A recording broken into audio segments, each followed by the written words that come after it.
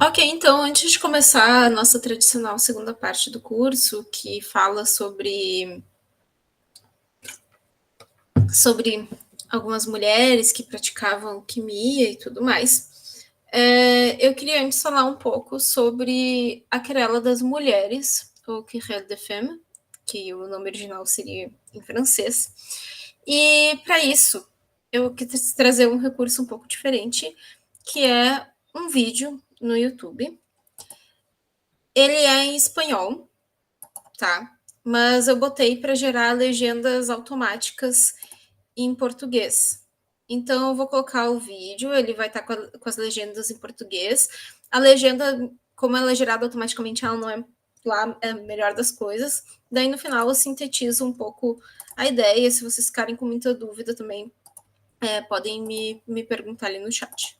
En este vídeo vamos a hablar de Christine de Pizan, una filósofa y poeta que es considerada una de las precursoras del feminismo occidental. Christine de Pizan se hizo famosa por interrumpir el debate literario con la querella de las mujeres, una disputa contra la subordinación de las mujeres en aquella época. Era hija de un físico y astrónomo de la corte de la República de Venecia, que al nacimiento de Christine de Pizan se trasladó a la corte del rey Carlos V de Francia, como astrónomo real, alquimista y físico. De este modo, Christine de Pizan pudo formarse y desarrollar sus inquietudes intelectuales.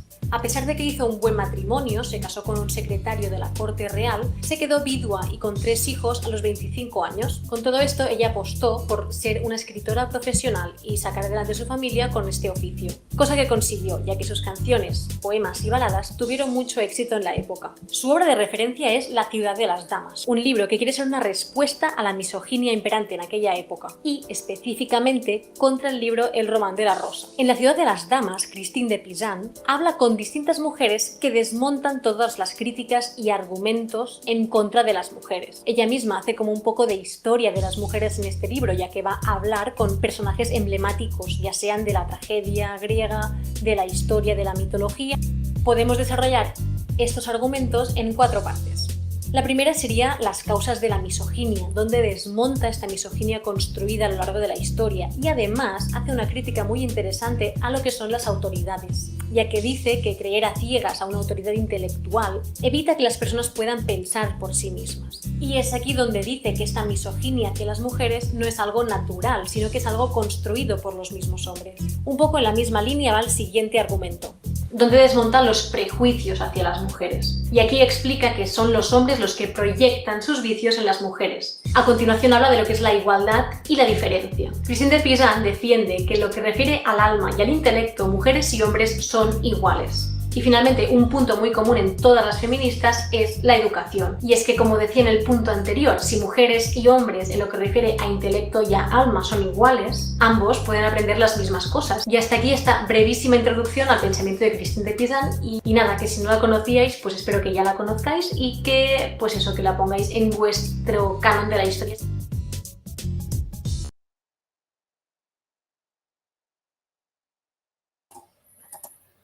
Então, eu acho que por esse vídeo dá para entender um pouco, né? A Christine de Pizan, então, era essa. Trocou. Era essa mulher, vamos chamar, não necessariamente aristocrata, mas ela estava ali num meio intelectual e que, como ficou viúva, começou a vender seus escritos e ela constrói essa obra chamada Cidade das Mulheres, que é uma obra muito emblemática para a teoria feminista, e nessa obra ela funciona em diálogos. Quando a moça ali do vídeo fala que ela conversa com as mulheres do passado, é porque geralmente esses tipos de debates, né, nesse período, muitos deles eram feitos em forma de diálogo. Então, a escritora que fala com a Beltrana, com a fulana, e isso não só em literatura escrita por mulheres, mas também por homens, tem vários casos.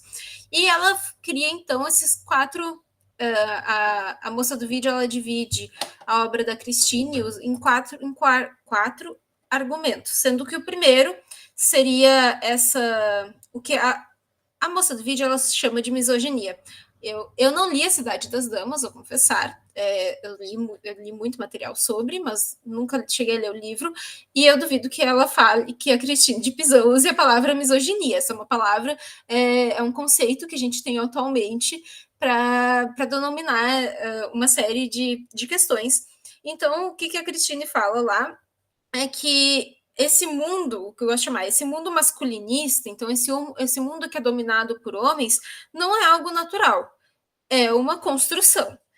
O segundo argumento é que, bem, assim como esse mundo dominado por homens é uma construção, a ideia de que a mulher é um ser inferior também é uma construção. Porque, daí vem o terceiro argumento, em questão de alma e intelecto, os homens e as mulheres são iguais. A diferença, e daí vem o quarto argumento, é que as mulheres elas não têm acesso à mesma educação que os homens na maior parte das vezes. E daí a Christine de Pizan, ela argumenta sobre a educação das mulheres enquanto algo necessário e tudo mais. Se chama, então, depois dessa obra dela, se tem esse não é nem um período, não sei nem como é que posso definir essa coisa que a gente chama de querela das mulheres, porque a partir disso vários outros autores, tanto homens quanto mulheres, vão entrar para discussão sobre essa condição feminina. E essas ideias da Christine de Pizan, elas vão reverberar por muito, muito, muito tempo. Posteriormente, nós vamos ter várias autoras, filósofas que vão argumentar no mesmo sentido que a Christine de Pizan. Eu acho que a Mary Wollstonecraft, que é a mãe da Mary Shelley, que escreveu que escreveu aquele livro, o Frankenstein, que é tão famoso, segue essa mesma linha de raciocínio que a Christine Pizan tinha com a Cidade das Mulheres. Dito isso, eu acho que isso fala um pouco sobre essa época, que para mim o Renascimento ele também é muito sobre transformações, né? Vamos passar então para a análise dessas mulheres que são alquimistas. E aqui eu quero fazer uma pergunta que eu quero responder. Então, vai ser muito voltado para isso. Existia uma alquimia de mulheres, para mulheres, uma alquimia feminina? Ela era diferente da alquimia dos homens? Então, nessa primeira parte, o Gabriel falou sobre como a alquimia procurava essa transformação dos metais em ouro, que também podia ser uma questão da transformação do próprio alquimista. Isso está presente nas mulheres, na alquimia feita, produzida por mulheres ou não? Tudo isso são questões que eu quero trabalhar. E essa aula ela é um pouco especial para mim, porque eu vou falar de duas mulheres com as quais eu trabalho. A primeira delas que eu gostaria de trazer é a Caterina Sforza. A Caterina Sforza, ela nasceu, então, em 1466 e morreu em 1509. Ela era filha do Galeazzo Maria Sforza, que foi duque de Milão entre 1466 e 1476, quando ele foi assassinado. E a Caterina Sforza, então, ela é uma mulher que era da aristocracia. Quando ela morou com o pai dela, nesse período de 10 anos, eu errei a data, ela nasceu em 1463, gente. Ela foi morar com o pai dela em 1466, eu confundi ali. Mas quando ela habitou com o pai dela, quando ela morou com o pai dela, sob custódia dele, e por que eu digo isso? Porque ela era filha ilegítima, ela não era uma filha de dentro do casamento principal do pai dela.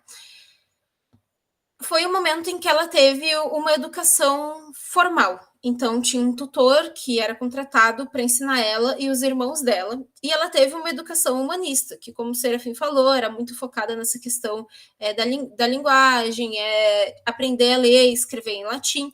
Mas a Caterina Sforza, o que é legal dela também, é que ela foge, a criação dela e a vida dela foge um pouco dos padrões que eram esperados para mulheres naquele momento. Eu gosto de pensar que a Caterina Sforza, ela age como um homem agiria naquele mundo.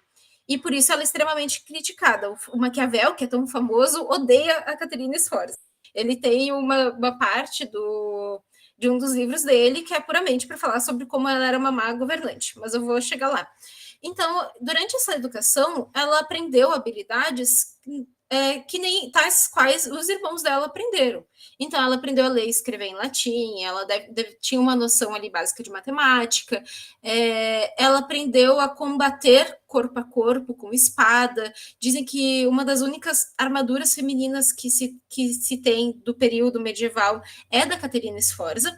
Tem um episódio, ela foi governante do território de Forli e Imola, e teve um momento que o território de Forli, ele sofre um cerco, e ela defende o castelo, e se conta que ela defendeu corpo a corpo, tipo, ela foi lá e combateu com uma espada, que é uma coisa que a gente não imaginaria que mulheres naquele mundo fariam. Ela se casou 3 vezes, então, respectivamente, com o Girolamo Muriário, que era sobrinho de um papa Sisto IV, o Giacomo Feu, que, tadinho, ele era meio que um pobre coitado ninguém, não tão pobre assim, mas depois ele foi consagrado cavaleiro, subiu um pouco a moral. E o Giovanni Medici, que era da família Médici, que é como a gente fala, né, família Médici, que é muito famosa nesse período por ser patrocinadora de artistas, inclusive de alquimistas e tudo mais.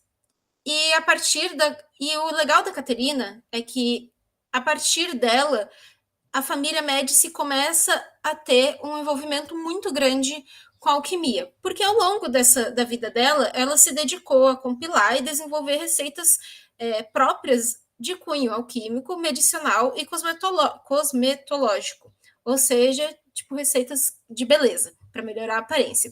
E essas receitas, elas foram compiladas em um livro que ela escreveu, na verdade, para si mesma, era tipo um livro de receitas que ela tinha, mas que depois o filho dela, um dos 6 filhos dela, o Giovanni Medici, sim, que levou o nome do pai, ele pede para um soldado dele transcrever, e essa transcrição, posteriormente, vira um livro que, reduzindo assim muito o título e traduzindo, se chama Os Experimentos da Caterina de Furli, que chegou aí para gente no século XIX, ele é publicado, vocês encontram na internet, inclusive. Então, a gente tem essa mulher que existiu, se tem comprovações que ela existiu, e que praticava alquimia, que compilava a alquimia dela em receitas, e a gente vê que as receitas dela, elas não são só alquímicas, elas são medicinais e cosmetológicas. A segunda mulher que eu gostaria de trabalhar aqui com vocês é a Isabella Cortese. A questão da Isabella Cortese é que ninguém sabe se ela realmente existiu ou não. E daí entram várias questões. Existem várias especulações, por exemplo, de quem ela seria. Tem uma historiadora chamada Penny Bayer que vai falar que a Isabella Cortese, ela vai traçar, na verdade, várias famílias do contexto dos territórios italianos do século XVI e XV, das quais a Isabella Cortese poderia fazer parte. Então, existem Corteses em Veneza, existe a família Cortese em Pádua, e, enfim, só que acontece que ninguém nunca achou um documento falando de uma morte ou do nascimento de uma Isabella Cortese, embora houvesse muitas famílias aristocratas com esse nome, e que, enfim, quanto mais elevado naquela sociedade mais chance de ter registros, mas não se tem nada sobre Isabella Cortese. Mas o que acontece? Inclusive, Cortese é um como é que a gente chama? Não é acrônimo.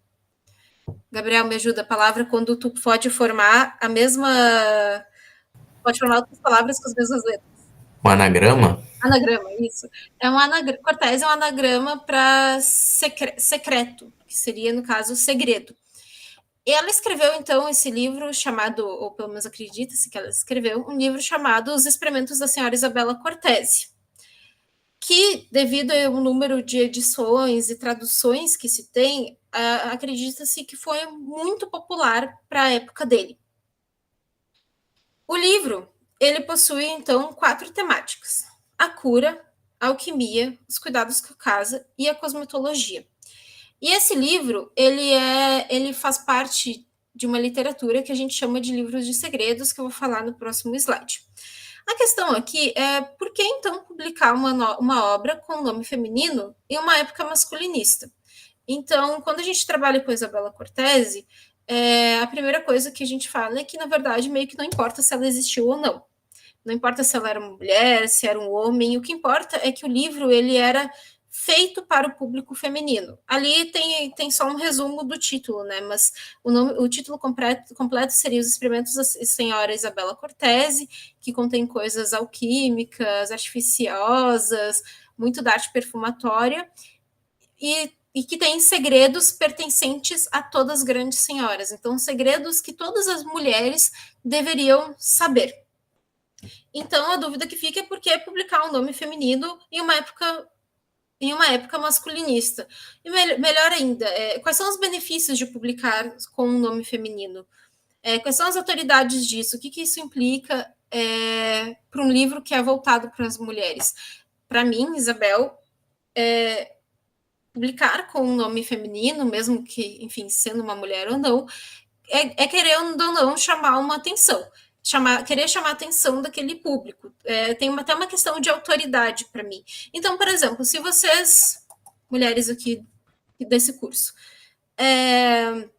vocês querem ler um livro sobre, sei lá, como é que funciona o corpo feminino, a questão de ciclo menstrual, a questão das fases da vida, então, tipo, quando a pessoa menstrua, quando ela está na menopausa. Vocês vão escolher um livro escrito por um médico homem, digamos, por um ginecologista homem, ou vocês vão preferir um livro escrito por uma ginecologista, uma mulher? Eu acredito, espero, que a maioria vai preferir um livro escrito por uma mulher, por achar que as mulheres, elas por serem mulheres, se entendem mais. Meio que o argumento que a Trótula usa, né, que a gente discutiu na aula passada. Então, quem melhor é uma mulher para entender mulheres? Eu acho que o porquê publicar, então, com o nome feminino, vem muito disso, né, trazer essa autoridade, chamar a atenção de um público. Vamos fazer, então, antes de partir para esses trechos de alquimia da obra, vamos fazer um scan das obras, vamos escanear elas. Vamos fazer aqui, então. O livro da Isabella Cortese, então, ele é um livro de segredos e ele foi escrito para ser publicado.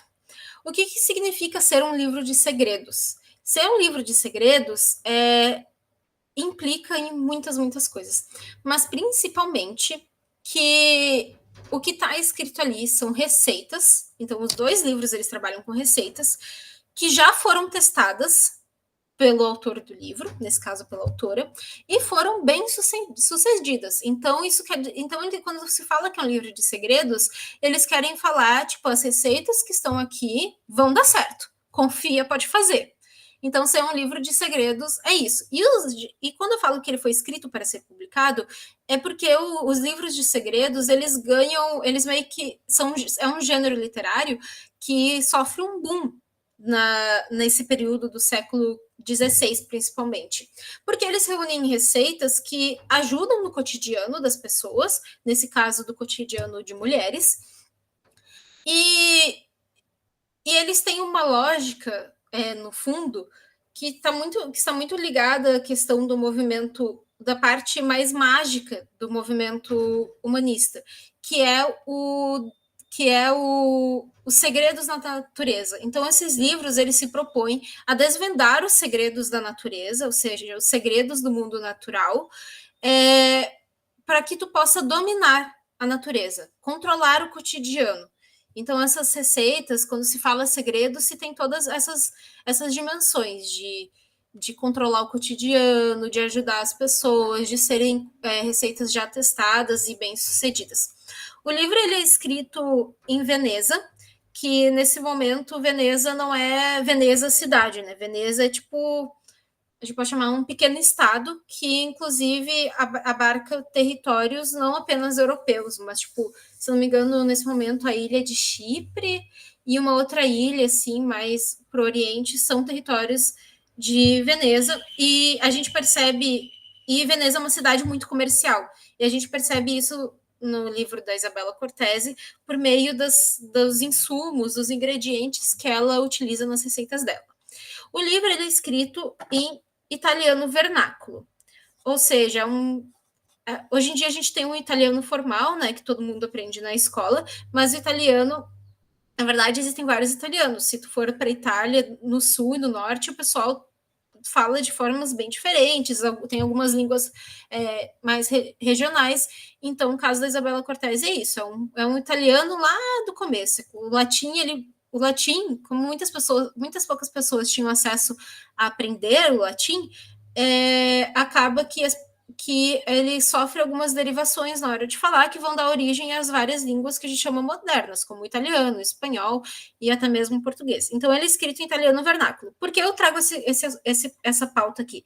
Porque estar escrito em italiano vernáculo, numa língua vernácula, quer dizer que o livro se pretende ser popular, porque tem muitas mais chances das pessoas, do povão, vamos dizer assim, saber ler, escrever, entender uma língua vernácula, do que o latim, por exemplo.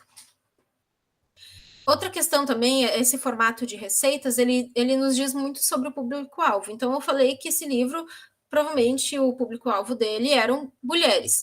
E essa linguagem das receitas é uma questão muito atrelada ao feminino, né? Então, eu acho que as vozes de todo mundo aqui devem ter aqueles livros de receitas, tanto receitas de comida, receitas de pomadas. Tem uma ex-aluna do curso de História, que é a Natasha Klein, que teve um momento que ela trabalhou com receitas meio que de cura, assim, curadaria de mulheres imigrantes alemãs aqui no Rio Grande do Sul. Então, acho que toda avó tem aqueles livros de receitas guardadas, com pomadas, pode ser receitas de comida também. Então, a gente acredita-se que esse gênero do livro dos segredos ele era voltado para o feminino, justamente por conta dessa característica em receitas também. Os Segredos da Isabella Cortese, ele tem 404 receitas, que vão ter esses temas que eu já falei, da cura, da alquimia, cuidados com a casa e cosmetologia. E são justamente esses tipos de receita, como a cura, os cuidados da casa e a cosmetologia, que nos levam a acreditar que era um livro para as mulheres. Porque quem é que era responsável pelo cuidado da casa? As mulheres. Seja de forma direta, então elas mesmas iam lá fazer as coisas, ou de forma indireta, tipo, elas eram a patroa da casa e elas que tinham que administrar o que os serventes iam fazer ou não. E ele é publicado, então, o livro em 1561, pela primeira vez, aqui é uma edição de 1565 que eu trabalho, ou seja, no século XVI. Já o livro da Caterina Sforza, ele é um livro pessoal. Ele não, a princípio, ele não foi feito tendo a ideia de se publicar. Tanto que a Caterina, no testamento dela, ela coloca que o livro dela, ela quer que passe para o filho dela, para o Giovanni. Ela não fala nada do tipo, publique minhas receitas, esse tipo de coisa. E ela escreveu esse livro ao longo da vida dela, né? Então, conforme e é legal porque quando tu olha o sumário das receitas, e eu sou uma grande entusiasta, né? Quando tu olha os sumários da receita e lê a biografia da Caterina, tu vê que várias coisas se alinham, assim. Então, ela tinha um marido, acho que o Giacomo Feu, ou era o Médici, não lembro. Ela tinha, um dos maridos dela sofria de uma doença chamada gota.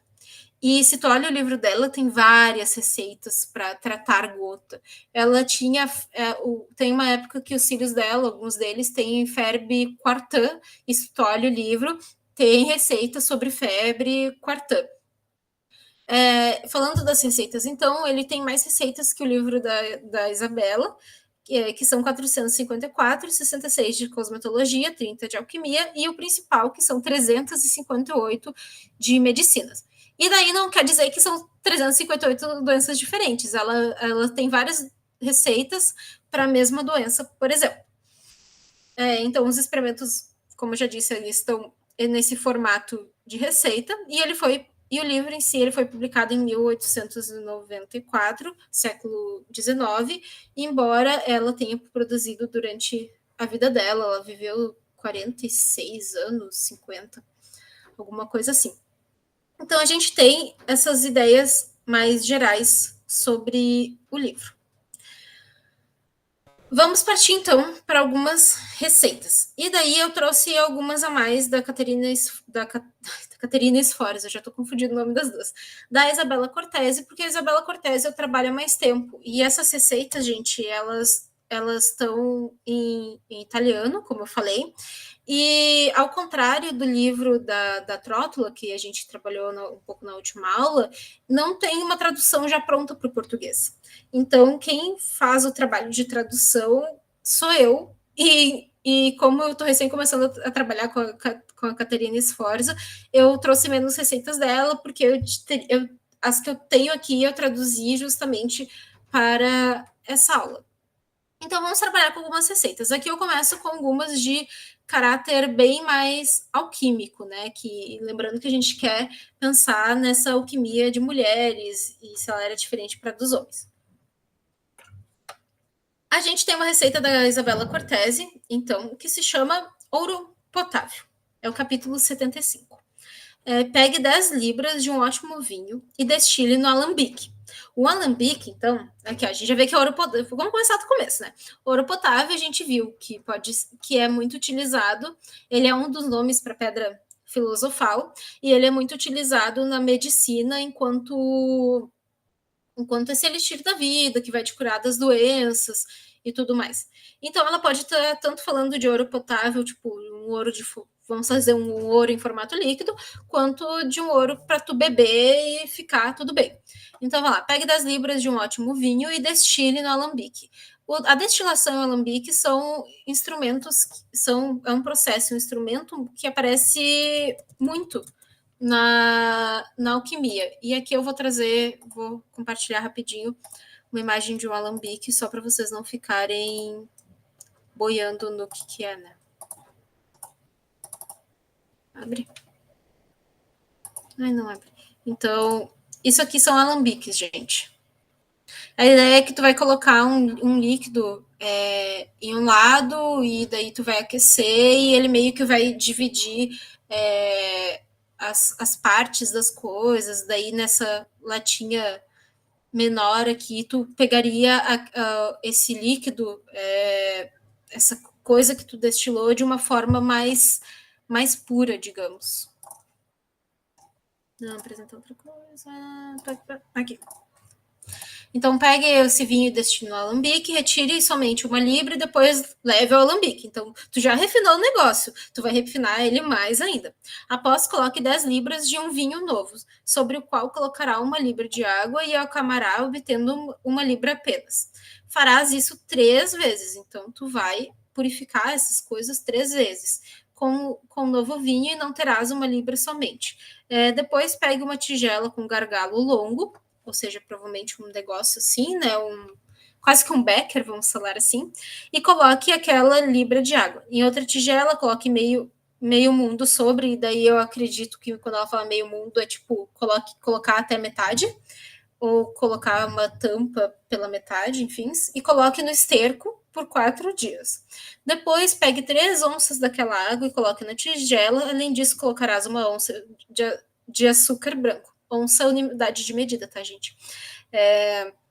Assim será bom. Depois coloque no alambique essa água dentro coloque 60 pedaços de ouro em folha e deixe ficar por 4 horas. Depois destile em banho-maria, e aqui banho-maria banho-maria também é um procedimento alquímico, e o nome, se eu não me engano, vem de Maria, não é a mãe de Deus, mas a Maria, irmã de Moisés, se eu não me engano. Acho que é da irmã de Moisés, que teria feito esse procedimento que a gente usa até hoje, muito se usa na confeitaria. E, de fato, não seque as fezes, tal coisa sirva a parte em 2 vasos. Então, aqui a Caterina não, a Isabela, ela não fala para que serve essa receita. Ela só coloca a receita ali, e daí é aquela coisa. Se tu quiser usar para realmente obter um ouro líquido, sei lá, para usar numa pintura, para que mais tu queira, vai lá, amigão. Mas se tu quiser pegar essa receita para fazer na expectativa de fazer um elixir da vida, algo que vai te curar das doenças, também serve. E aqui, daí do outro lado, a gente tem essa receita da Caterina Sforza, que é para fazer cor de ouro que pareça natural no chumbo e resíduos. Então, ela tá nesse caráter mais um ouro, transformar meio que de transformação de um metal menos nobre no mais nobre. Mas aqui tem um quê de charlatanismo, né? Porque ela não tá falando que aquilo realmente vai virar, ela só tá falando que vai parecer. Então, pegue 3 partes de verdete, 2 partes de tutte alexandrina, uma parte de tártaro e faça ferver. Depois jogue uma parte disso sobre 10 partes de chumbo e tudo isso se converterá em um pó avermelhado. Em seguida, pegue esse pó e jogue uma parte sobre 100 partes de chumbo, que ficará completamente com a cor de ouro. Então, a gente viu ali com o Gabriel que a alquimia ela tem muito essa questão da prática com os metais, que enfim, isso também pode querer dizer também pode fazer analogias do alquimista. E a gente vê que essas duas mulheres, ou enfim, essa mulher, a Caterina Sforza, e essa pessoa que escreve para mulheres, elas também estão trabalhando com esse tipo de alquimia. Elas também estão propondo uma alquimia que vai trabalhar com os metais, mesmo que seja uma alquimia voltada para mulheres ou feita por uma mulher. Então, a alquimia, o que a gente pode retirar disso é que essa alquimia que feita por mulheres ou para mulheres, ela também tem essa mesma característica de uma alquimia feita para e por homens, que é o trabalho com os metais. Eu exploro isso melhor num artigo que ainda não foi publicado, mas que eu já tenho o aceite da revista, vai ser publicado a qualquer momento, em que eu trabalho melhor com alquimia para mulheres, e essa conclusão, a partir do documento da Isabella Cortese, que eu chego, pelo menos. Aqui a gente tem... Deixa eu ver o tempo. Tá bom. Aqui a gente tem mais algumas receitas que estão nas partes de alquimia do livro, tanto da Caterina quanto da Isabella Cortese,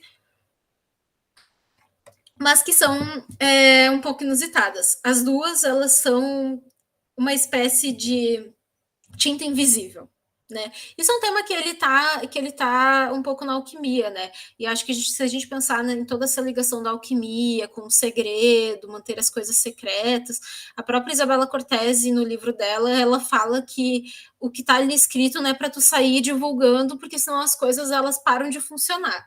O que é engraçado, porque ela publicou um livro, mas são as contrariedades, né? Tem toda essa questão para vender o livro, né? Os livros de segredos. Tem até um livro que é bem famoso hoje em dia, que é O Segredo, né? Então, essa coisa, que poucas pessoas podem saber o segredo para não estragar a coisa. Então, tinta que em 40 dias desaparece, não se vê. Para começar, pegue água forte e nela ferva fel. Água forte é uma água que é muito utilizada em receitas alquímicas, né? Depois ferva vitriolo nela. Após, coloque tanto sal amoníaco quanto se pode dissolver na água e depois coloque a goma arábica dentro. Essa tinta terá o efeito acima. E digo que a letra e a tinta serão mais pretas que a outra. Ou seja, a tinta é uma tinta boa, sabe? Quando ela fala que vai ser mais preta que a outra, é uma tinta boa e que depois de algum tempo vai desaparecer, vai se tornar invisível. E daí a gente pode pensar até em uma questão meio econômica, né? Se a tinta ela vai desaparecer, quer dizer que tu pode usar aquele pedaço de papel mais uma vez, né? Ou ao mesmo tempo dá tempo de uma carta chegar para uma pessoa, a pessoa lê e tu não quer manter aquilo registrado, aquelas coisas vão desaparecer com o tempo. Imagina o quanto de truque tu não pode fazer, né? Fazer vários acordos e depois, cadê? Enfim. Daí a gente tem água que devolve letras invisíveis,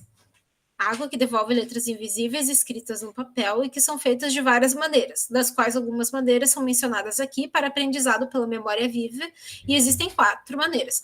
Eu trouxe aqui a terceira, que era um pouco mais compreensível que ela estava fazendo.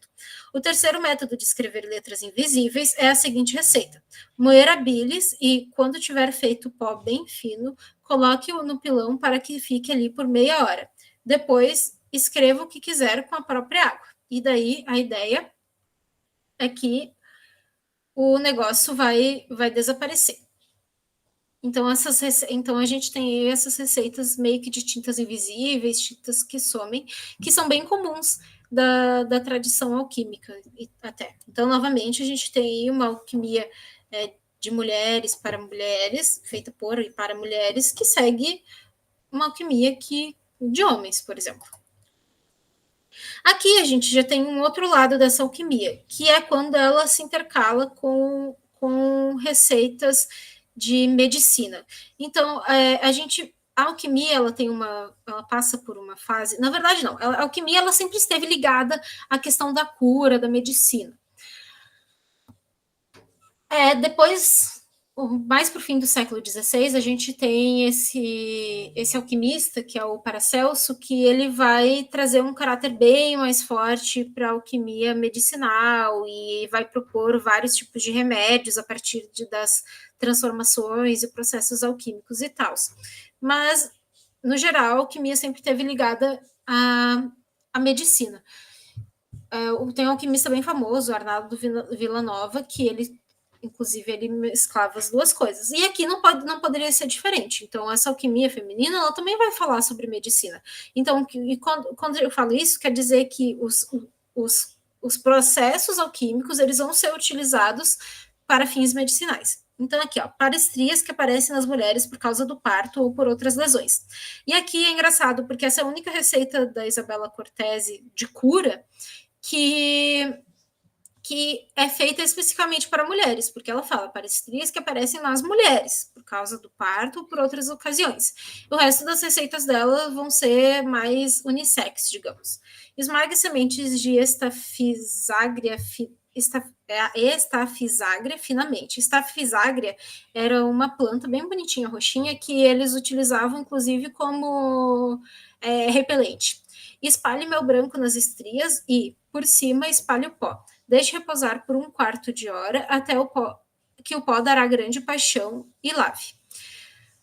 Corte uma cebola branca e cozinha sobre as brasas e, quando morna, aplique nas estrias e deixe ficar, que elas cessarão. E aqui o que eu acho legal é que essa receita é uma receita simples, digamos.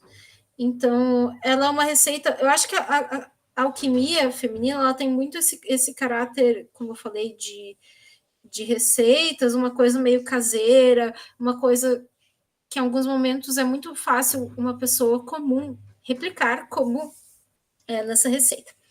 E daí a Caterina Sforza, ela tem uma receita que é para não engravidar. É uma daquelas receitas que ela fala também várias maneiras de como evitar a gravidez. E essa era uma delas. Pegue um pedaço de unha de mula do pé direito dianteiro. Tá? É bem específico as coisas.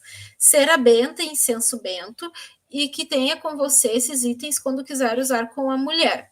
No caso, ela aí indica, né, que é uma receita que pode ser tanto usada para a mulher que não quer engravidar, quanto para o homem que vai ter relações com mulheres e não querem que elas engravidem.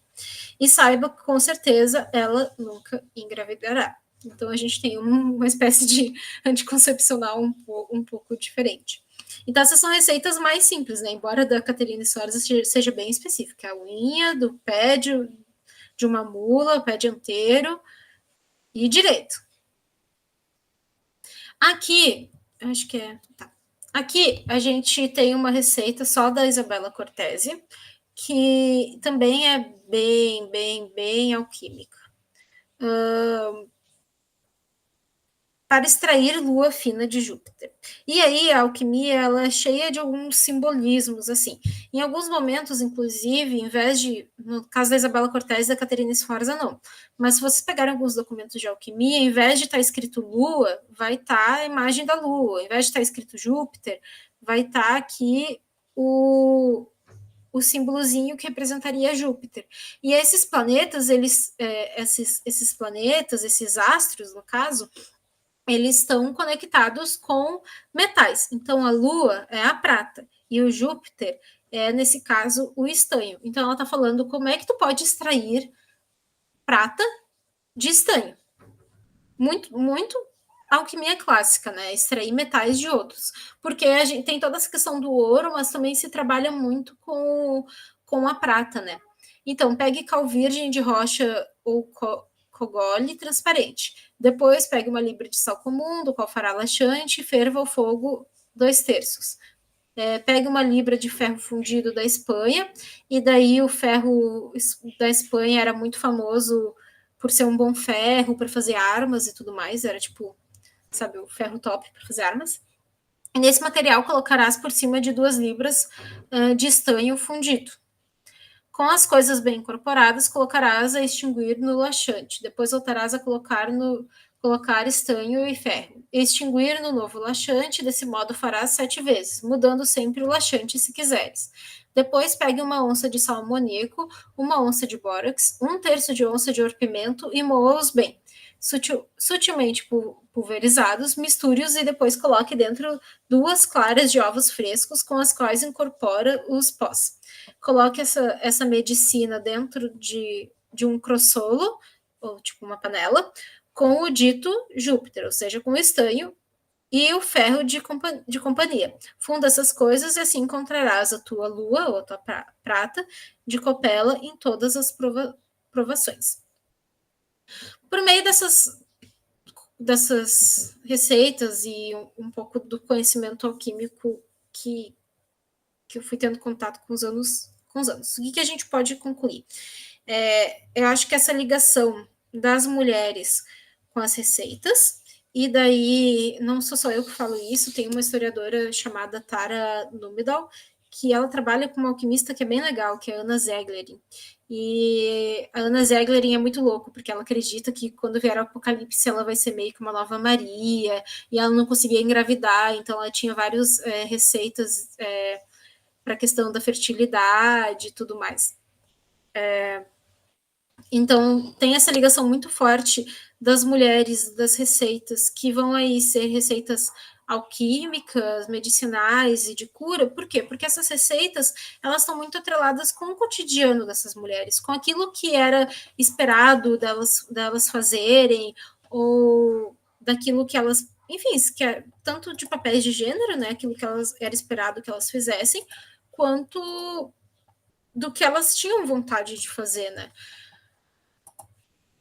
Enviou o link aí? Enviei o link do coisa da presença no chat. Acho que a alquimia feminina, ela também é uma alquimia muito mista e interdisciplinar, digamos.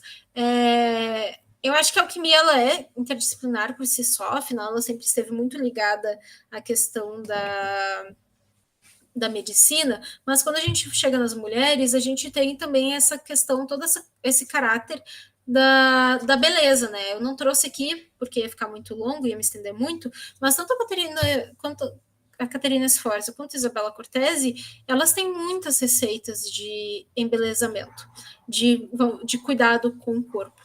E uma coisa que eu percebi é que como essas receitas, elas ajudam elas no controle do cotidiano. E quando eu falo controlar o cotidiano, é desde, por exemplo, a Caterina Sforza, durante a vida dela de casada, a vida adulta, vamos falar assim, ela teve muitos problemas financeiros, econômicos. Então, imaginem para ela o quanto não era bom ela conseguir disfarçar o chumbo de ouro. Pensando que ela era uma aristocrata, ela vivia, querendo ou não, das aparências, a aparência tinha um poder. Ou, no caso, imagine uma mulher que lê o livro da Isabella Cortese e que está com as estrias ali, que não gosta, acha aquilo estranho, e naquilo ela encontra uma solução para esse problema que ela tem. Ou até mesmo a Caterina Sforza, a Isabella Cortese, ela tem várias receitas de cuidado para casa que envolvem lavar panos. Então, por exemplo, as pessoas utilizavam velas para iluminar as coisas naquele momento. E vela, a cera pinga, né? Então, tem várias receitas de como tirar essas manchas de cera, porque as mulheres que são populares, elas não têm acesso a um guarda-roupa infinito. Elas não têm acesso a cortinas, tecidos diversos. Elas têm que preservar aquilo que elas têm. Então, a gente pode até pensar numa dimensão econômica dessas receitas, né? E de controlar, com certeza, o cotidiano, aquilo que está em volta delas. E nisso, quando eu falo isso do controle do cotidiano, eu quero falar de agência feminina naquele mundo também. Então, pense numa mulher que tem acesso a toda essa questão da cura. Então, que o marido está com uma ferida, por exemplo, no braço, e ela tem a receita para curar ele. Isso também, embora seja um trabalho que a gente chama de trabalho de cuidado, que também está dentro dos trabalhos domésticos, daquilo que era esperado delas naquele mundo, isso também traz um poder delas sobre os corpos desses maridos, das crianças delas, e até do corpo delas mesmas, né? Imagine a contribuição econômica que elas trazem para casa, conseguindo preservar os tecidos que elas têm, conseguindo criar uma aparência de mais opulência, transformando as coisas, os metais em ouro, mesmo que seja só para que aquele metal, aquele chumbo, no caso, se pareça com ouro. Lembrando que nesse momento o ambiente familiar ele não é um ambiente privado que nem a gente tem hoje em dia. Era um ambiente observado pela sociedade e a forma como a casa era organizada, e lembrando que essa organização era a função das mulheres, era a forma como a sociedade via aquela família. A casa era o espelho da família para a sociedade. Então a gente pode pensar nessas formas de agência feminina.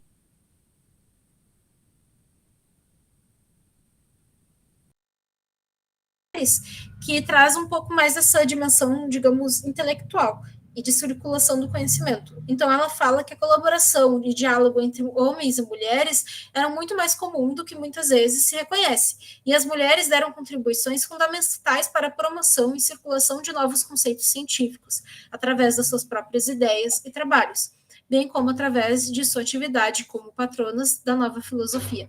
Então, essas receitas, elas estão dentro desse... Elas têm essa dimensão também de circularem, de serem novos conhecimentos. A Caterina, por exemplo, tem receitas ali que ela mesma desenvolveu, são criações dela. A Caterina, ela trocava cartas com outras mulheres, porque ela não era a única que se envolvia com isso. A Isabela d'Este, que era uma amiga da Caterina, ela era conhecida por fazer perfumes. Então, ela trocava receitas com outras pessoas. Elas também trocavam ideias que foram, querendo ou não, ajudando numa espécie de avanço científico. E não é só porque elas trabalham com temas, como questões como cuidado com a casa e embelezamento, que a alquimia feminina é só isso. A alquimia feminina, eu gosto de falar que ela é muito mais do que o trabalho com os metais. Ela tem também esse caráter do cotidiano, esse caráter de ajuda do cotidiano, que está muito conectado com a realidade delas. Enfim, eu acho que a questão é não olhar para tipo, ai, nossa, então a alquimia da mulher é ficar bonitinha porque tem receitas de beleza. Não, a alquimia da mulher é trabalhar com metais, é trabalhar com a cura e também trabalhar com o embelezamento, sem falar de que os produtos que elas desenvolvem com receitas de beleza podem muito bem ser vendidos para elas conseguirem alguma espécie de controle financeiro. Enfim, várias reflexões, eu poderia ficar horas aqui falando, né? São temas que me agradam muito, que eu pesquiso, mas acho que por hoje podemos encerrar. Muito obrigada pela participação de todo mundo. Não sei se alguém tem alguma dúvida, queria falar alguma coisa.